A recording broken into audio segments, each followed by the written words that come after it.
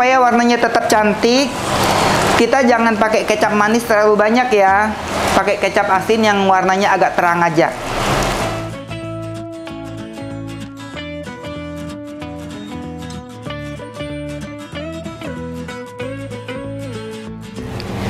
Halo sahabatku, apa kabar?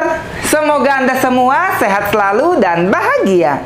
Kali ini aku mau bikin talam kucai. Jadi kemarin pada waktu aku di Thailand, aku sempat kuliner. Salah satu yang aku suka tuh dia ada jualan talam berbahan dasar kucai. Hanya saja kucainya tuh gede-gede nggak segini. Tapi dia hanya plain gitu aja, nggak ada topping, hanya tepung beras diaduk, dikukus pakein kucai gitu doang ya. Agak hambar rasanya. Nah di sini akan aku modif seperti talam udang orang Bangka atau orang Pontianak yang di atasnya ada bumbu topping dari udang kering dan juga pakai saus sambal cabai dan bawang putih. Ini bakal lebih enak, aku yakin. Dan ini akan bisa jadi ide jualan bagi sahabatku yang ingin jualan.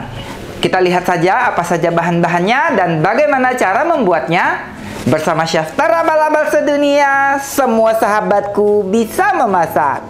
Ini adalah bahan-bahannya.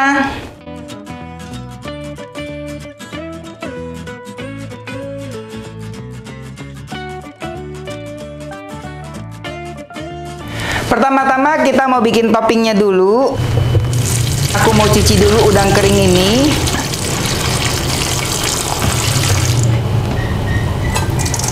Ini ebinya sudah dibersihkan kulitnya ya. Kita mau haluskan bawang merah.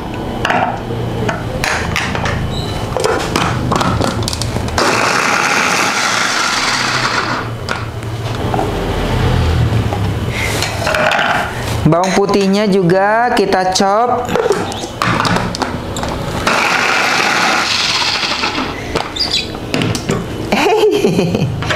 Dia nungging sahabatku. Sekarang kita mau chop ebi.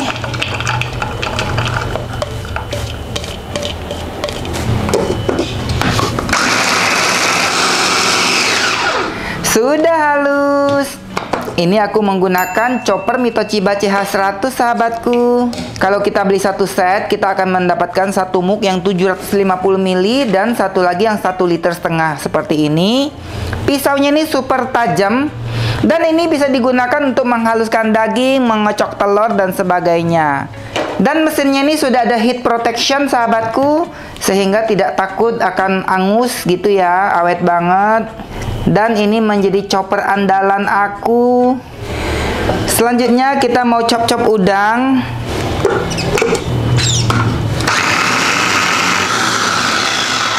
Sudah halus. Sekarang kita mau memasak toppingnya.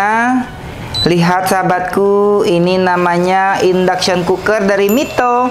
Ini tebalnya hanya 1,7 cm saja, dilengkapi dengan tombol putar yang estetik dan dengan permukaan gelas keramik yang tahan gores. Dan woknya aku menggunakan Starpan 5-in-1 dari Stand Cookware. Jadi kalau kita beli satu set, kita dapatkan 2 wok lengkap dengan tutupnya, juga 1 fry pan.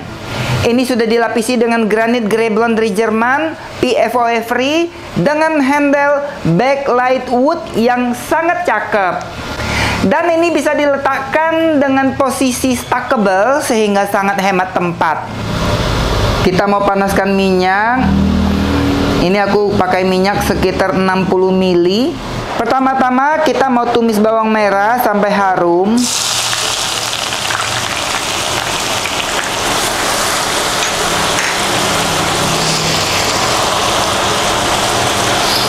Bawang merahnya sudah harum, kita masukkan bawang putih.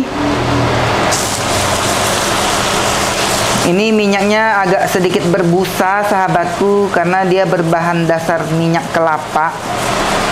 Nanti sahabatku pasti komen ya, kok berbusa sih gitu.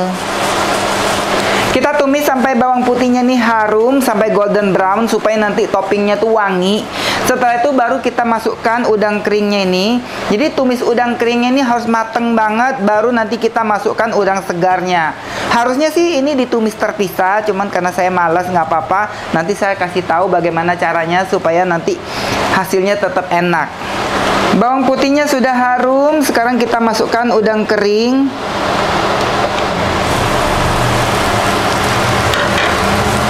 Kita harus tumis udang kering ini sampai benar-benar mateng, sampai wangi banget.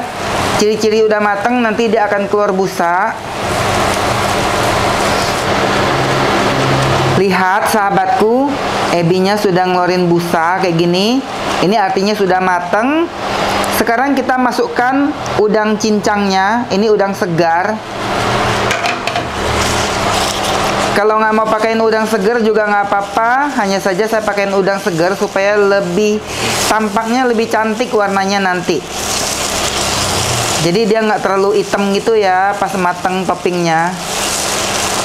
Udang segar ini akan memberikan warna pink yang bagus. Dan rasa manis udang segar itu akan lebih terasa. Tumisnya nggak boleh terbalik ya sahabatku, harus ebinya matang duluan baru masukkan udang cincang. Sekarang kita masukkan kecap asin dan kecap manis.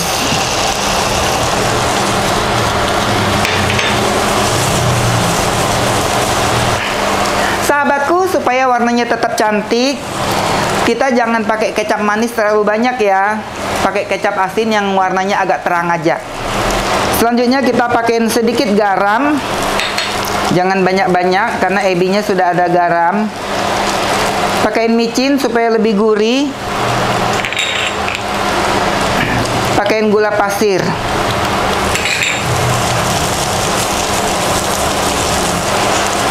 Jadi walaupun ebinya ini sudah gurih, udang juga sudah gurih, kita tambahin sedikit micin lagi, itu dia lebih enak. Terakhir kita pakaiin lada bubuk supaya aromanya lebih sedap sahabatku. Dan toppingnya ini sudah mateng. Kita sisihkan dulu toppingnya. Topping ini bisa dipakai untuk makan nasi, bikin kroket singkong dan sebagainya sahabatku. Ini topping serbaguna.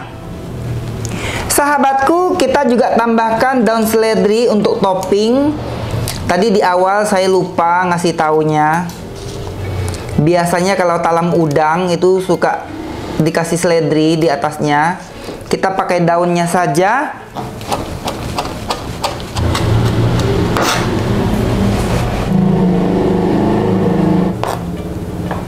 Sekarang kita mau bikin adonan kue talamnya. Kita mau campurkan tepung beras, tepung tapioka, garam, dan gula pasir. Kita mau aduk-aduk sampai rata. Sambil kita masukkan santan kelapa.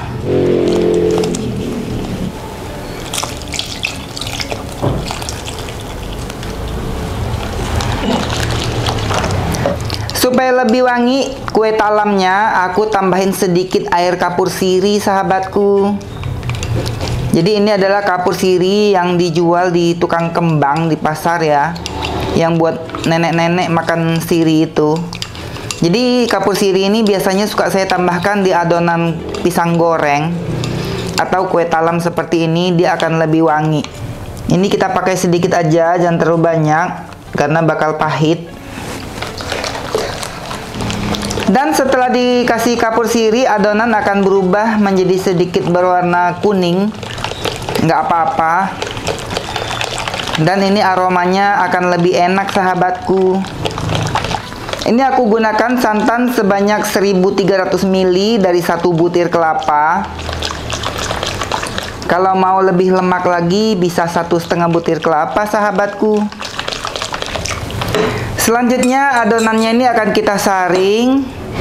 Supaya tidak menggerindil, kita saring dulu sahabatku.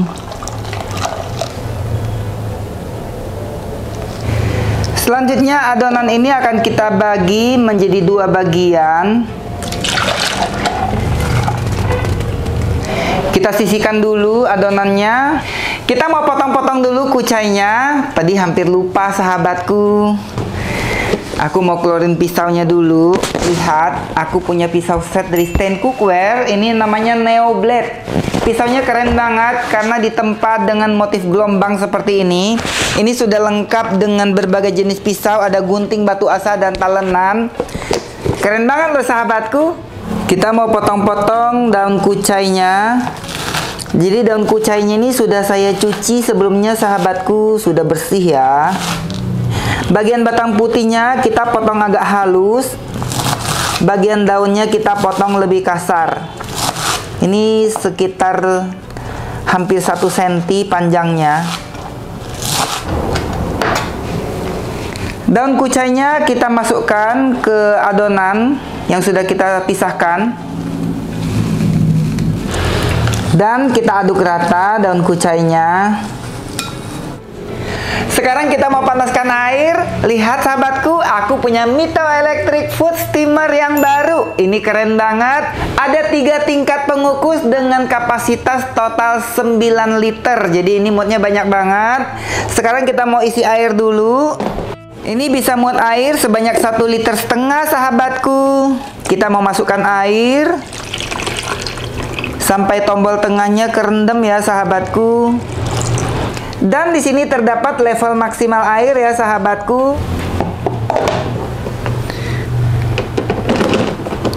Kita juga bisa menambahkan air dari sisi kanan dan kiri seperti ini. Kalau lagi mengukus nggak butuh diangkat-angkat food steamernya. Dan food steamer ini bahannya sudah food grade sahabatku. Jadi sangat aman untuk kesehatan. Dan satu lagi sahabatku, mesinnya ini sudah dilengkapi dengan thermostat sehingga tidak khawatir mesinnya akan overheat. Sekarang kita mau nyalakan kompor. Sebagian adonan yang disisihkan ini akan kita masak sampai setengah matang.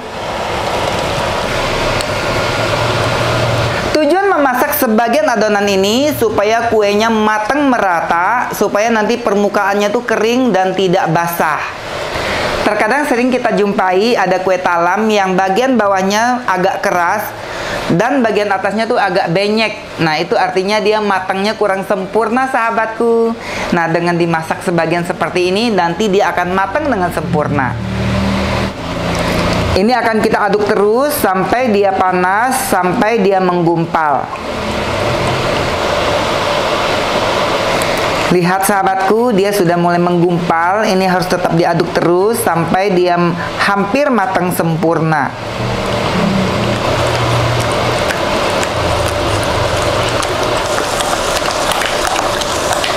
Adonannya sudah hampir matang, kita matikan kompor. Ini nggak boleh sampai matang banget ya sahabatku, nanti malah nggak mau nyatu dengan adonan mentah. Kita keluarkan dulu kompornya. Sekarang kita masukkan adonan yang sudah dicampur dengan daun kucai. Kita aduk pelan-pelan sampai tercampur dengan baik. Ini sudah tercampur dengan baik. Kita tambahin sedikit demi sedikit. Kita masukkan lagi. Kita aduk lagi sampai rata. Masukkan aja semua adonan yang tersisa. Kita aduk-aduk lagi. Ini sudah tercampur rata. Sekarang mau kita kukus. Kita akan masukkan ke dalam loyang. Ini saya gunakan loyang dengan ukuran 10 cm x 10 cm x 4 cm sahabatku. Nanti sahabatku pasti tanya, berapa ukuran loyangnya? Kita ratakan adonannya ini.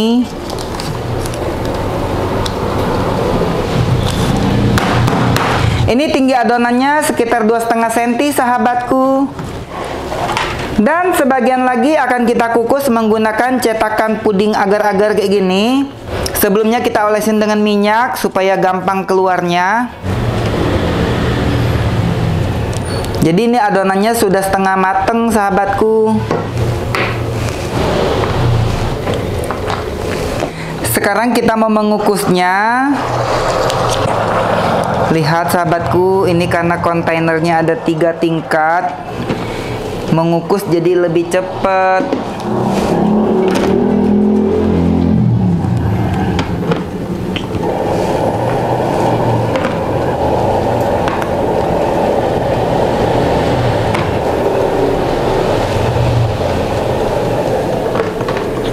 Kita mau set waktu, kita kukus selama 30 menit.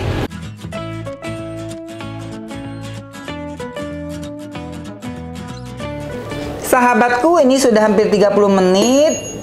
Kita matikan food steamernya.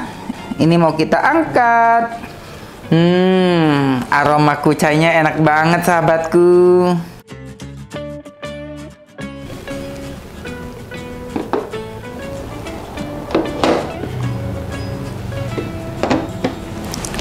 Sekarang kita mau bikin sausnya. Aku mau potong-potong dulu jeruk songkit. Ini jeruk songkitnya gede-gede sahabatku. Kalau di Bengkulu bilangnya jeruk kalamansi. Kalau di Bangka bilangnya jeruk kunci. Nggak tahu ya ini kuncinya di mana. Ini akan kita peras. Kita tidak ambil bijinya karena bijinya pahit sahabatku. Sepahit hidup kalau lagi banyak utang. Ini jeruknya enak banget dijadiin sambal, juga dijadikan sirup. Sekarang kita mau petik-petik cabai. Ini aku pakai 10 buah cabai keriting merah dan 5 buah cabai rawit merah. 3 siung bawang putih. Langsung saja masukkan gula pasir dan garam. Kita pakaiin air.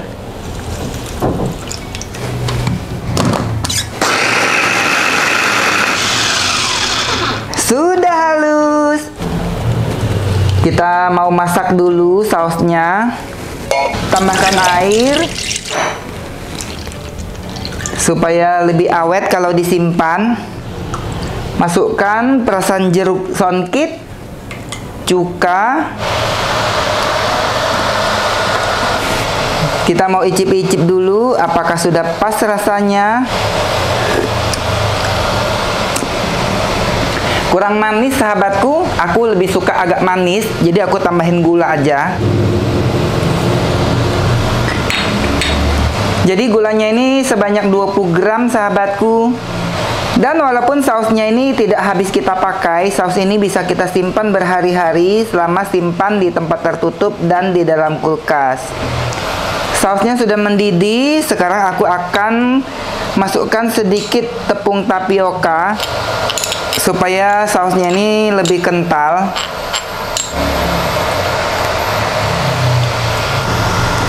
Tuh lihat sahabatku, sausnya langsung jadi cakep ya.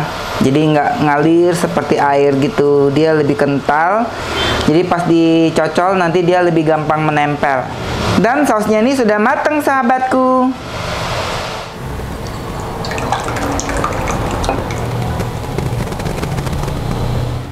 Sekarang kita mau keluarkan dari loyang.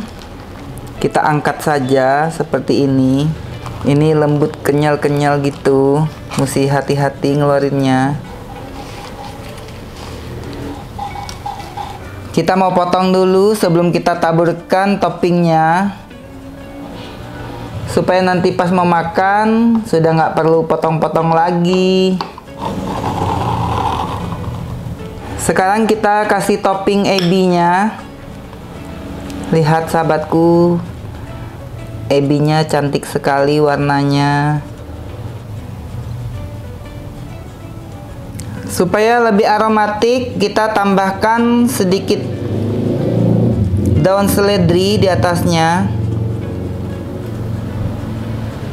Jangan kebanyakan, nanti malah terlalu hijau. Lihat sahabatku, cantik sekali. Kita juga mau keluarkan dari cetakan yang kecil.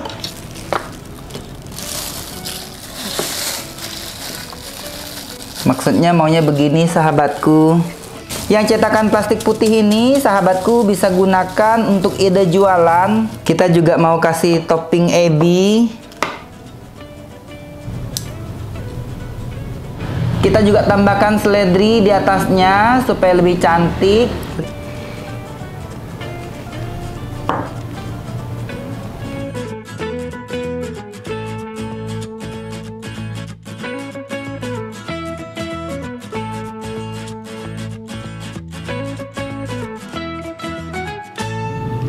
Sahabatku, lihat, cakep banget ya.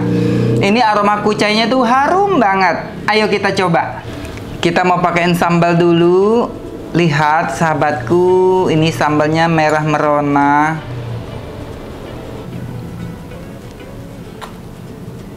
Makan.